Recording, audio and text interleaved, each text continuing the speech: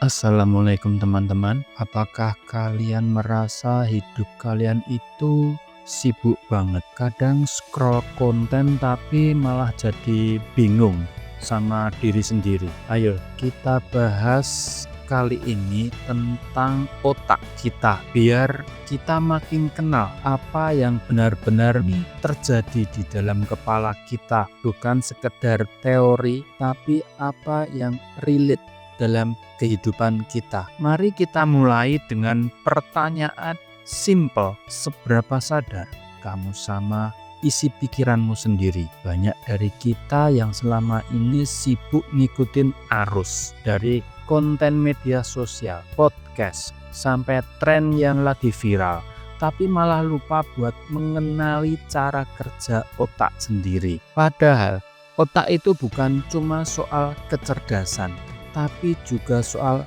perilaku dan kebiasaan kita sehari-hari, gimana kita membuat keputusan, menahan godaan, atau bahkan bertahan waktu lagi stres. Contohnya di Indonesia, dari budaya gotong royong, salam sapa dengan tetangga, sampai ritual kecil di kampung, itu sebenarnya ikut membentuk karakter dan cara pikir kita. Ada penelitian yang bilang kekuatan budaya lokal bisa jadi sumber kekuatan mental buat individu waktu menghadapi tekanan hidup atau trauma. Upacara adat dan kebiasaan yang kita jalani bareng-bareng kadang lebih punya efek penyembuhan dibanding sekedar nasihat teori. Nah, bicara soal otak, ada yang namanya prefrontal cortex, itu bagian depan di dahi.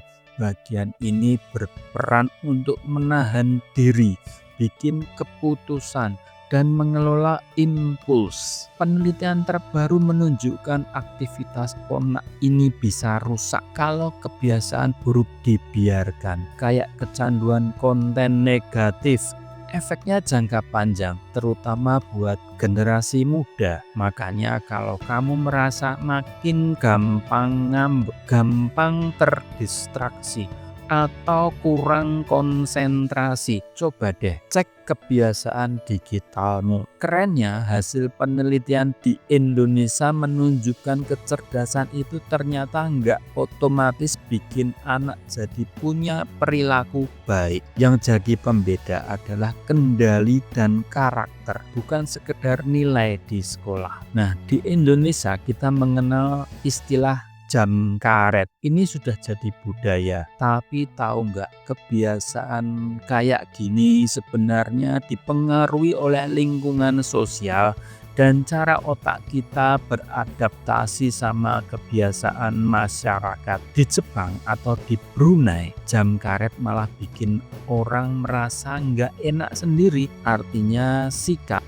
kebiasaan, dan keputusan kita sangat dipengaruhi cara otak dibentuk oleh lingkungan. Sekarang bicara tentang komunikasi. Ternyata 93% dari makna komunikasi kita justru bergantung pada bahasa nonverbal, ekspresi wajah, kontak mata, dan gerakan tubuh. Di dunia kerja dan sekolah pun komunikasi nonverbal punya dampak besar. Jadi jangan cuekin gestur dan tatapan saat ngobrol. Peka sama sinyal-sinyal kecil ini bisa bikin hubungan lebih sehat dan mempunyai keputusan yang lebih bijak. Allah berfirman dalam Quran surat Toha 114, dan katakanlah, ya Tuhanku, tambahkanlah ilmu kepadaku. Pesan ini mengingatkan kita proses belajar itu enggak sekedar hafalan atau nilai, tapi harus ada rasa ingin tahu bahwa upaya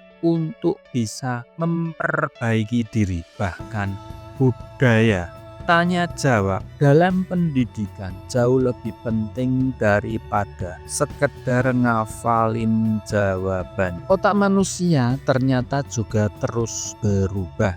evolusi otak dari masa ke masa itu bertahap, bukan langsung melonjak. Dulu ukuran otak manusia purba itu lebih besar, tapi bukan berarti otak kita sekarang lebih lemah. Malah evolusi bikin manusia modern lebih adaptif dan kreatif, khususnya dalam lingkungan digital. Jadi teman-teman mengenal otak itu bukan belajar tentang teori saja, tetapi melihat kebiasaan, melihat budaya, dan juga insight spiritual yang kita jalani tiap hari. Mulailah rasa ingin tahu dari pertanyaan sederhana. Apa yang ingin aku capai dan seberapa sadar aku sama proses belajar serta perubahan perilaku. Kalau kamu punya pengalaman soal komunikasi nonverbal, kebiasaan digital, atau insight belajar lain, share di komen. Akhir kata, terus semangat belajar,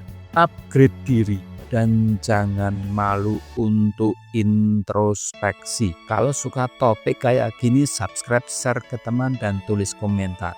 Yuk, kita tumbuh bareng jadi manusia yang lebih sadar, peka, dan tetap fun. Wassalamualaikum.